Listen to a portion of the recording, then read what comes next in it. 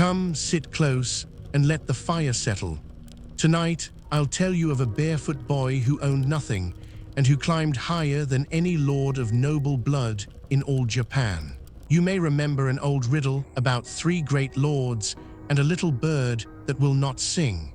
It tells you everything about who they were. The first lord said, "If the bird will not sing, I shall kill it." That was Nobunaga, the demon king, who broke the old world with fire. The third only said, "I shall simply wait." That was Ieyasu, patient as stone, who would one day inherit it all, but he comes later. Tonight is the second lord, the one who said, "If the bird will not sing, I shall coax it, flatter it, and make it sing." His name was Hideyoshi. He had no name worth speaking, no land, no blood. He had only his wits, his tongue, and a hunger that would not sleep. And he took everything. Sit back, here is how. First you must understand how low he began. It was 1537 in the province of Oiri, in a poor farming village where the rice fields ran down to the river. His father had been a foot soldier, an ashigaru, the lowest kind of warrior, and died when the boy was small, leaving nothing behind but poverty. They called the boy Hideyoshi then, and because he was small and thin and quick, with a wrinkled, clever face, the other children mocked him and called him Monkey. His stepfather beat him and set him to hard labor. The temple could not tame him. He was restless, cheeky, too clever by half, and he could not stay still. So at 15, he ran. He took a little money for needles to sell and set off along the roads of a country at war, with nothing but his tongue to feed him. For years he drifted, a peddler, a servant, a nobody sleeping under bridges, talking his way into a meal, watching how men of power carried themselves. And everywhere he went, one name was rising like a storm over Oiri, a wild young lord that everyone called a fool and that everyone feared. Oda Nobunaga. Hideyoshi made up his mind.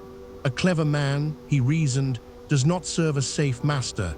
He serves the most dangerous one and rises fastest in the fire. So he went to Nobunaga's gate and begged for the lowest work there was, to carry the Lord's sandals. And they gave it to him, laughing, and thought no more of him. It is a small thing to carry a great man's sandals, but Hideyoshi did it as no one ever had. On cold mornings, he warmed them against his own chest. When Nobunaga stepped down and felt the warmth, he stopped. "Who does this?" he asked, and a small grinning man bowed low and said only, "Your servant, my lord." Nobunaga did not care for blood or birth. He cared only for what a man could do. And in this cheeky little monkey, he saw something rare, a mind that never stopped turning. So he gave the Sandal-Bearer little tasks, then larger ones. And each time, the little man did them faster, cheaper, cleverer than anyone expected. They say, when the castle repairs ran over budget, Nobunaga gave them to the monkey, and he finished them in 3 days where others had failed for weeks. For here was his great gift, greater than any sword. Men liked him. He flattered the proud, joked with the low, and made every man feel he was the clever one. And by now he had quietly married a sharp, steady young woman named Nin, who saw through his charm and loved him anyway, and would counsel him all his life. His first great chance came at a river called Sunamata, on the border of enemy land. Nobunaga needed a fort there, but every force he sent was cut down before the walls could rise. The generals shook their heads. "It cannot be done," they said. So the monkey stepped forward and said, "Give it to me," and the proud samurai laughed at him. But Hideyoshi did not fight for the river. He thought. He had the fort built in secret pieces far upstream, walls, towers, gates, all cut and numbered. Then in a single night, he floated the pieces down the dark river and raised them all at once. When the sun rose, the enemy woke to a finished fortress where none had stood. It was not strength that built that wall. It was wit, the low man's weapon. And Nobunaga, watching, understood he had found something worth far more than a soldier. From then he rose fast. But a general is not proved by victory alone.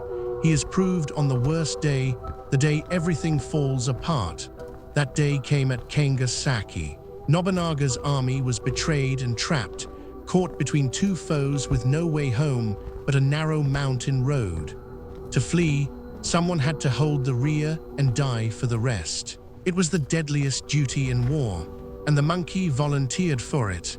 "Go," he told his lord, "I will hold the door, and you will live to reward me." He held, outnumbered and bleeding, he fought a slow fighting retreat and somehow brought most of his men out alive. When he limped home, he was no longer a clerk with a sword. He was a general, and every soldier in Nobunaga's army now knew the little monkey's name and would follow him into fire. For a dozen years, he served as Nobunaga's sharpest blade and cleverest mind. Where other generals smashed, Hideyoshi schemed, bribed, and talked castles into surrender. He learned the deep art of the siege, how to starve a fortress, how to turn a defender's own vassals against him, how to win without spending his men. Nobunaga sent him west to break the powerful clans beyond the mountains and gave him something no lord gives a peasant, an army of his own and a province to rule. And there, in the west, at a fortress called Takamatsu, he showed the world the full reach of his cunning. Takamatsu sat in a valley ringed by water, its walls too strong to storm, so Hideyoshi did not storm them.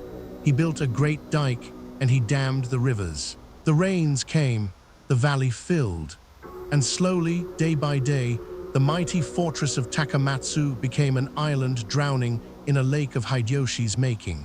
The garrison could not fight water. Surrender was only days away. He had all but won the west for his master, and then a rider came from the east, half dead in the saddle. The news the rider carried was the kind that stops a man's heart. Far to the east, in Kyoto, Oda Nobunaga was dead.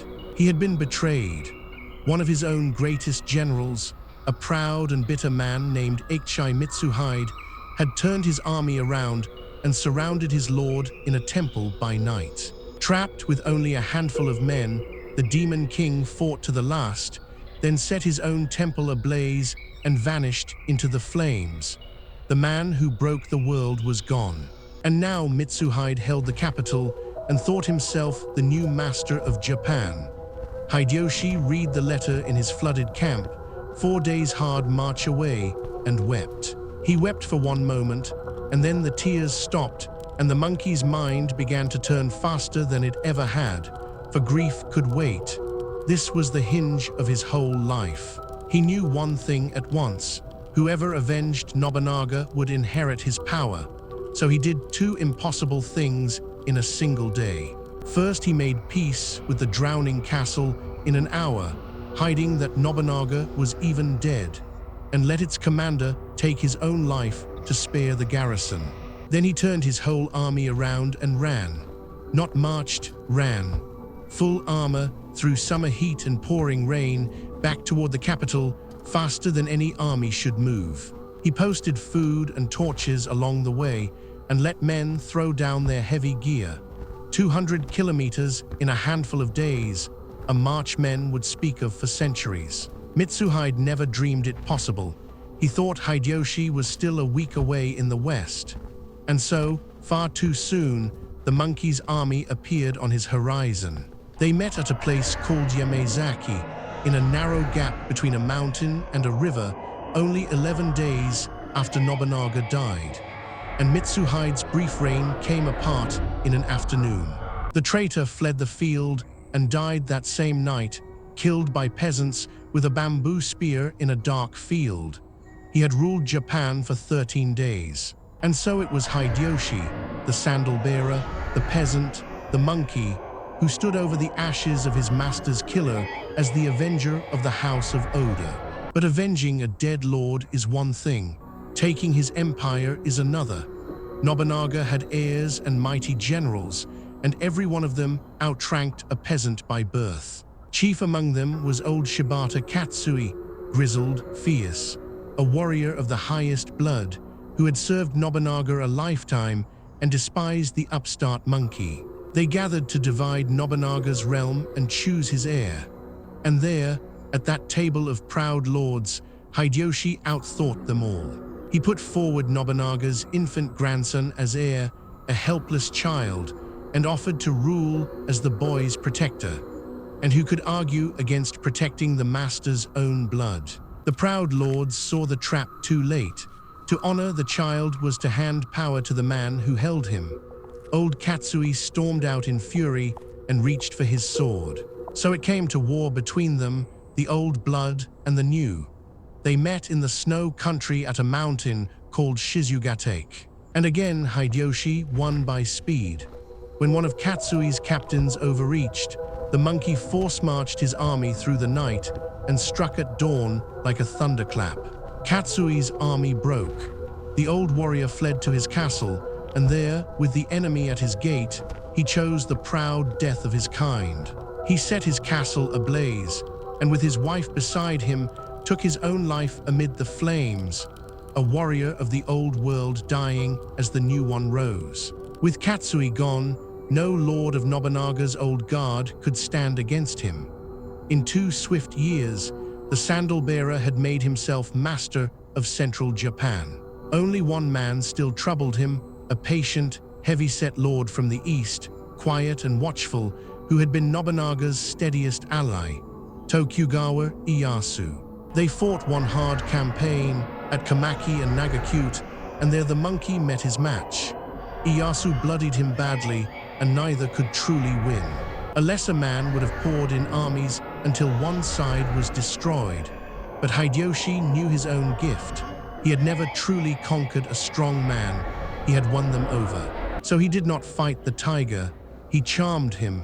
He sent his own mother to Ieyasu's household as a hostage and gave the patient lord his own sister as a wife. It was an offer no honorable lord could refuse, humility from the mightiest man in Japan. And so Ieyasu bowed to him and became his ally instead of his grave. Remember that bow. The tiger bowed and waited and served. He was very good at waiting, but that, as I said, is a story for another night. Now Hideyoshi ruled the heart of Japan and wanted a title to match his power. But here his low birth rose up like a wall he could not knock down. For the old title of Shogun, Supreme Warlord, could by ancient custom go only to a man of the noble Minamoto line, and a peasant's son had no such blood. It was impossible. So the monkey did what he always did. He found another way. If he could not be Shogun, he would climb higher still into the imperial court itself. He had himself adopted into a great court family, and then the emperor named him Kampaku, Imperial Regent, the highest office a subject could hold, above every warrior in the land. Think of it, a barefoot boy who had warmed a lord's sandals now stood as regent of the emperor, first among all men in Japan. There was nowhere left above him to climb. He took a new family name, granted by the emperor Toyotomi. The nameless peasant had, at last, made himself a name that all Japan would bow to. To hold his new world, he built a fortress unlike any Japan had seen, the great castle of Osaka, its stone walls vast, its towers roofed in gold. He loved gold the way only a man born with nothing can. He built a tea house lined entirely in gold, and gave away gold by the fistful to dazzle the great lords. He staged tea gatherings so grand that thousands came, and festivals so lavish the whole capital gaped. The monkey had learned that spectacle too is a kind of power, and at his side in all of it moved a quiet old man in plain dark robes, Sen no Rikyu, the greatest tea master who ever lived, keeper of a stark and honest beauty. Rikyu taught that true beauty lived in the plain and the humble, a cracked bowl, a single flower, a bare room. It was the very opposite of gold, and Hideyoshi could not resist him. But splendor was not his purpose. His purpose was to finish what Nobunaga began, to end 100 years of war and bind all Japan into one. One by one, he brought the last great lords to heel, some by the sword, more by that famous tongue. The island of Shikoku bowed. The vast southern island of Kyushu bowed. Only the fierce Hojo clan in the east still defied him. Behind the strongest walls in Japan, the great fortress of Odawara, which had never once fallen. So Hideyoshi came against Odawara with an army beyond counting, and then did the strangest, most Hideyoshi thing of all. He did not attack, he threw a party. Around the doomed castle, he raised a whole town of pleasure. Tea houses, markets, players, even the lord's own wives brought up from the capital to keep them company.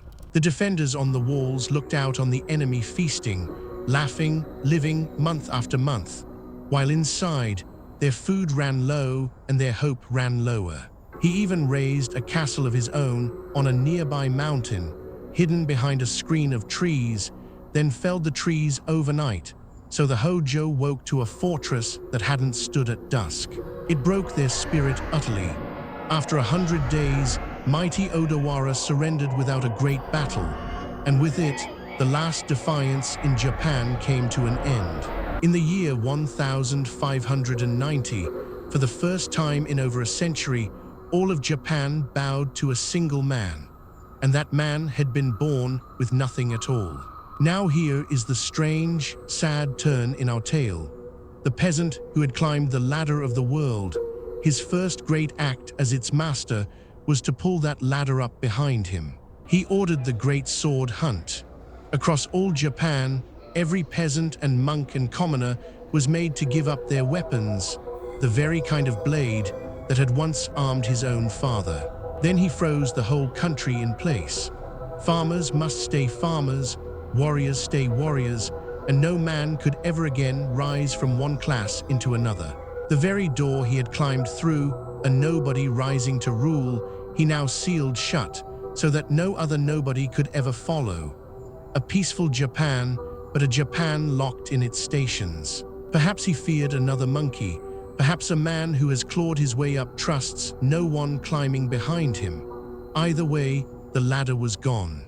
And now, having won everything, Hideyoshi did what conquerors so often do when there is nothing left to conquer. He looked across the sea and dreamed of more. Japan was not enough.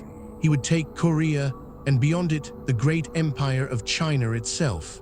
He would rule not one land but the world, and let his name outlast the stars. In 1592, he flung a vast army across the water into Korea. At first, it swept forward like a flood, storming north, taking city after city almost as fast as men could march. But the sea itself turned against him. A Korean admiral, Yi Sun-sin, met his supply fleets with strange armored warships shaped like turtles, and sank them again and again. With the sea lost, his armies in Korea began to starve.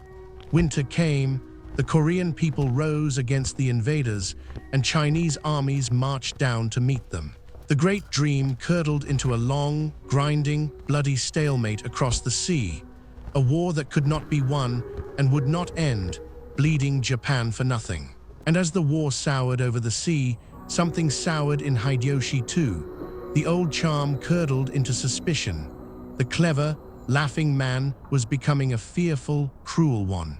His beloved tea master, old Rikyu, the one man who would not flatter him, somehow gave offense.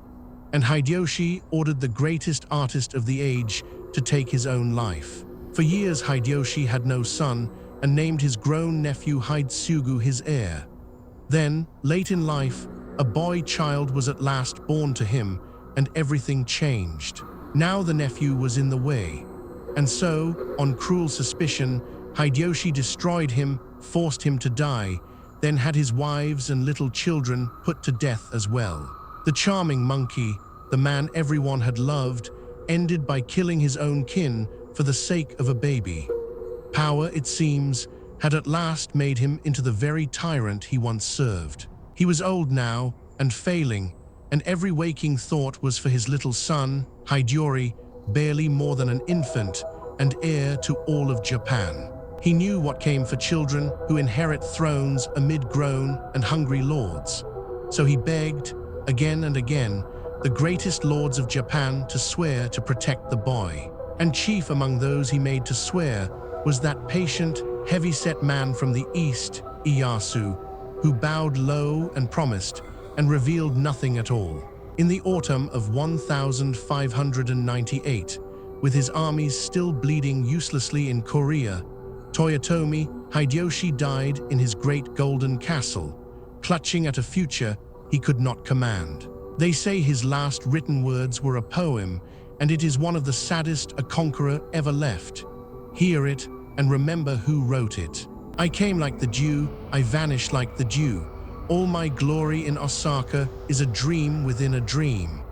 The peasant who conquered the world called it, in the end, a passing drop of water. And the Dewdrop was right. He had built his house on the loyalty of proud men and sealed it with oaths. But oaths are thin walls against ambition. He had spent his whole life learning to read men. And yet at the end, he trusted his son to the one man patient enough to wait for everything to fall into his hands. For within 2 years, the oaths would break. The lords would split into war. And at a place called Sekigahara, the patient tiger would take the whole realm the monkey had built. Little Hideyori would grow up in that great golden castle at Osaka. And there, one day, he would die in its flames, and the house of Toyotomi with him. So remember the riddle. Nobunaga would kill the bird. Ieyasu would wait for it. But it was Hideyoshi who coaxed it, charmed it, and made it sing for one brief golden while. He was the proof for one shining life, that in a world of blood and birth a nobody could still, by sheer wit and will, climb all the way to the top of the world. And he was the warning, too, that the top of the world is a cold and lonely place, and that all our glory in the end is only due. Sleep now, rest well, and dream gently.